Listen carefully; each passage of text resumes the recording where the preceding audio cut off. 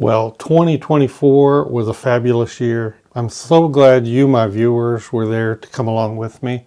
But you know, there's a lot of new viewers. Maybe there's something that you haven't seen, especially if you're new to this channel. And that's why I did this recap. These are 10 of some of my favorite tips, all extracted from videos done last year. I hope you'll take a look. Maybe there's something that you missed. If so, all the full episodes will be linked below in the description. Let me know if you've been around this channel for a while. Maybe there's something you never saw before. Anyway, I hope you enjoy. Let's get right to it.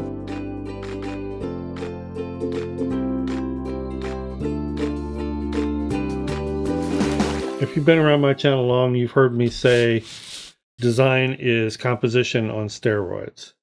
Connection is the way everything relates. In what way is it connected? There's some very obvious ones here. I mean, the biggest one to me is the way all these shapes here are connected with the camera tripod, her figure being reflected in the mirror, the step down of the mirror reflections. And look at the way the mirrors, the camera, the packages all seem to connect to the clock. So we're going to be experimenting with starts and how you start a painting. Let's go with this composition here. We're going to start with the bamboo stick and the Liquitex ink. I'm going to keep these marks fairly expressive, as I mentioned. There's a number of ways you can do that. You can hold it way back towards the back. Another way is to maybe don't pick up your stick, just move with it in a random way, sort of connect the line deal. Let's just see what happens if I spatter it. That's cool. It's kind of fuzzing the line in places. That's what I was kind of hoping would happen. We have a little bit of water on the paper now. Let's go back with some more line. And that line is going to hit that water in places and hopefully do some really cool things.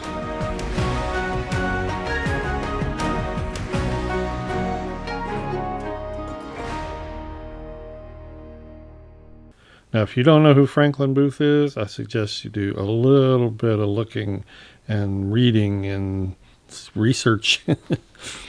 He is probably one of the best pen and ink artists known to man. This right here on the left is the one that inspired me to do this piece. And all of this tone is done with lines, with parallel lines. The way he can manage light with a simple line. Probably if you're a beginner and just learning pen and ink, I usually recommend start out with microns because they're unit weight liners, easy to use, permanent. Almost everything he lays down are parallel lines. He does little to almost no cross-hatching. Instead, what he'll do is he'll just go in and make a darker line. He'll either fatten the line or just make more lines in between. So I set that as my main parameter. What I was really focused on, what I really wanted to study, was how he managed value. He is a master of managing his tonal values and composing a piece around those tonal values. It was just very satisfying too, how small little strokes and changes in the hatching could affect something.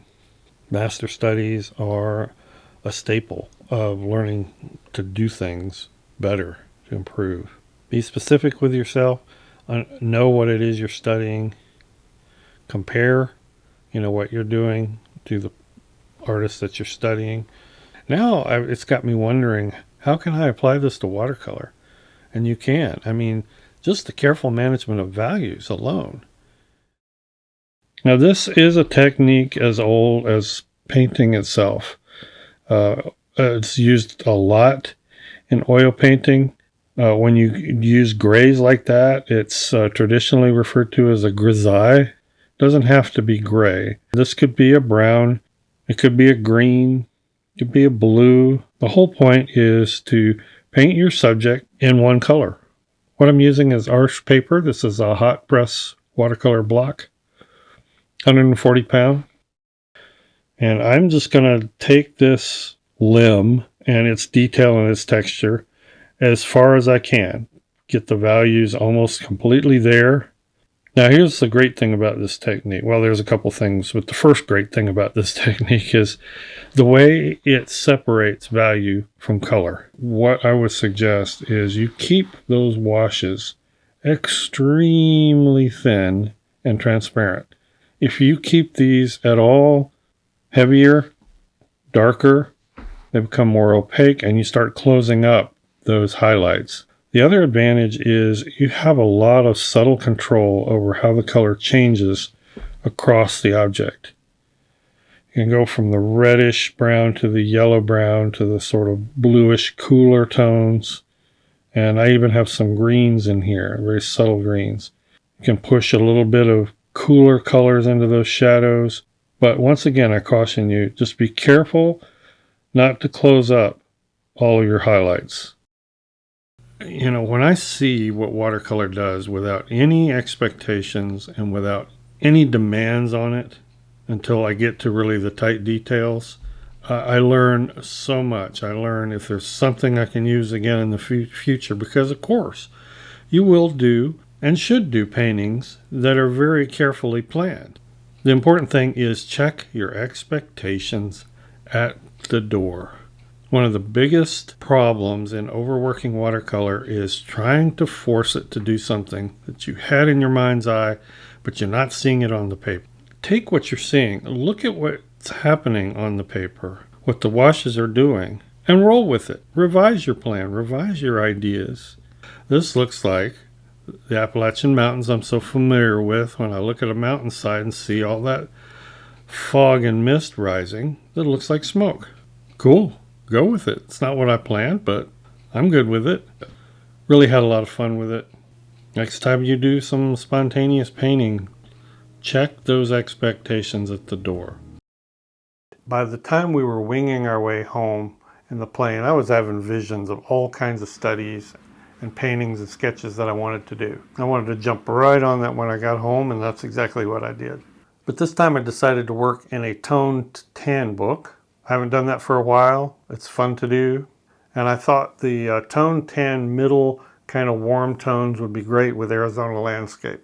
So I decided to sketch in ballpoint pen. Sketching with a pen, if you can try it, it kind of helps you be more deliberate, thoughtful, mindful about the marks that you're putting down and the drawing that you're doing.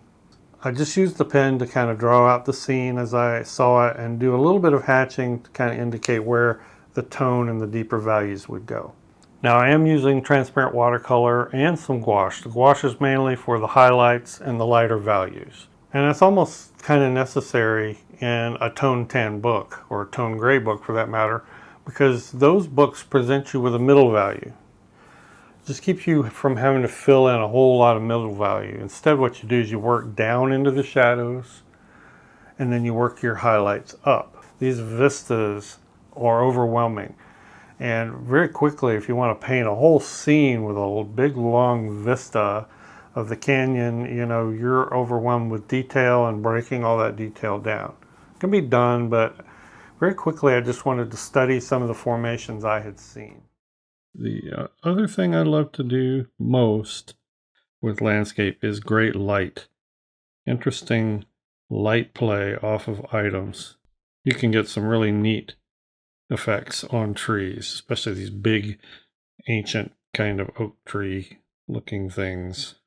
Yep, I'm going to mask this baby off. I need to be able to paint right over these trees to get the background effects that I want. The washy, dark tones without having to paint around things. So I'm removing the mask. So I use a rubber cement pickup, just exactly the way you might with latex mask. You can also roll it off with your finger. It doesn't peel up like in a long, stretchy, rubbery film the way latex does, but it comes off in sort of a eraser crumb fashion, I guess you might say.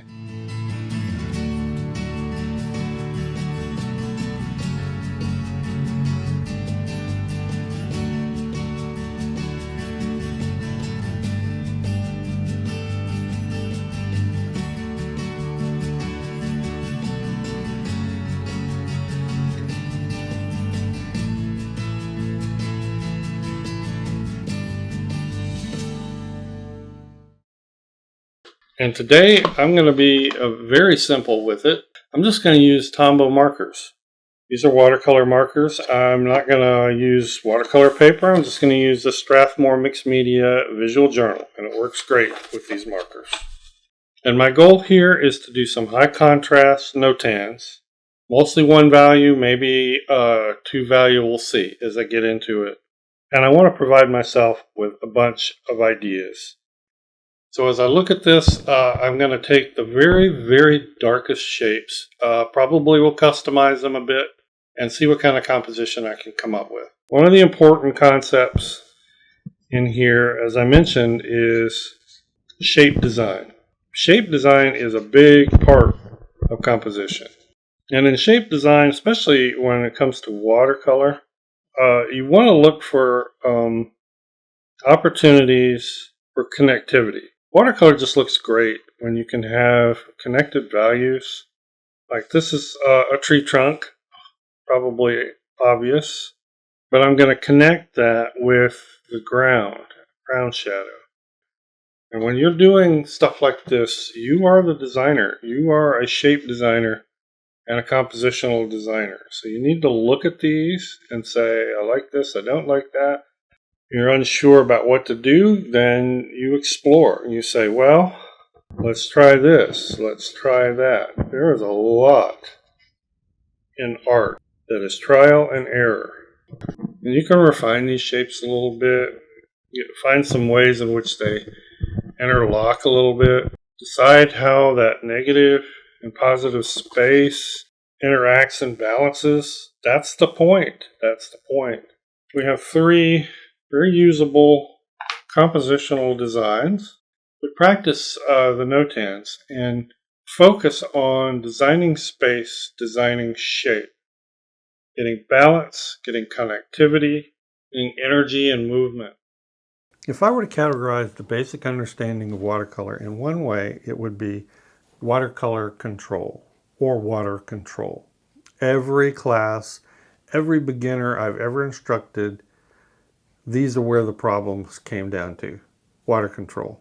What you're painting with is a lot of water, and it's primarily water. So how do you learn to control water? Well, there's two key factors when you're painting with watercolor. How much water is in your brush and how much water is on your paper. Everything boils down to that. Start off with a basic flat wash. This is the way I teach. Now, flat wash is just a square of paint and color. Well, it can be any shape really, it doesn't have to be a square. Painted perfectly flat, meaning the color is flat and even. Just that little bit of practice alone will go a long ways towards helping your understanding of water control. A really great way to practice flat washes is swatches. Get out some of your watercolor palettes or some of your watercolors. You want to catalog them and do a collection of swatches. And focus on making those perfect square, perfectly even flat washes. Where you have too much water, dry out your brush, pick some up, try to lay it down in one nice even coat. If you don't do it, try again. You'll eventually get the feel of it. The caution is don't get too much water and don't overdo it. The more pigment and water you add, the more of a mess you're going to make until you have a puddle. And big part of water control is learn to pick water up. I have seen this in so many beginner classes, is water just keeps getting added and added and added, and before you know it, the paper is just a puddle and all the colors are merging together. No, you've got to learn to use water in measured amounts. How much? Well, that's where you have to play. I wanted to do what amounts to a line and wash using Inktense pencil. So I'm not really thinking of painting with this, although what I'm doing here is toning the line. And I decided to use a water brush for that. It's the most efficient way, I think, to tone watercolor pencil, Inktense pencils, any water activated media. Basically my goal was just to set it in to get it, to that indelible state to which it's supposed to go. So what you'll see here is a lot of line work. with some toning in the deepest recesses and just sort of a stylized toning. But I very much wanted to go for a line look that I would then come back on top of with watercolor. And obviously, I wanted the line to be indelible, not to move around, not to any great extent, as if it were an ink line. That's the point. So this is the line work. This is where we're going to stop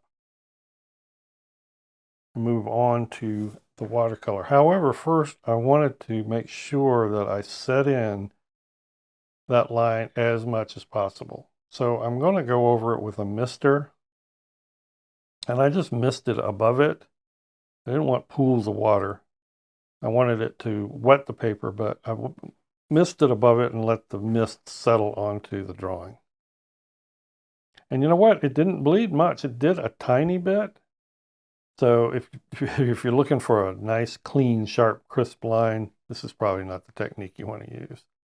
So now we're going in with watercolor. And I'm not going to do a whole lot here. I just want to add a little more toning and value in places. This is what I'm using, by the way. This is my new Maimeriblu 6-color set. I'm only using 2 or 3 of these colors, the 2 reds and the indigo, maybe a little of the yellow ochre. Anyway, I'm happy with it. I'd considered putting in a background, but thought, no, I want to stick with this. Hope you all enjoyed it. Might be something you want to try. Thanks so much, patrons, for support of this channel. We'll see everybody in the next video. Bye-bye.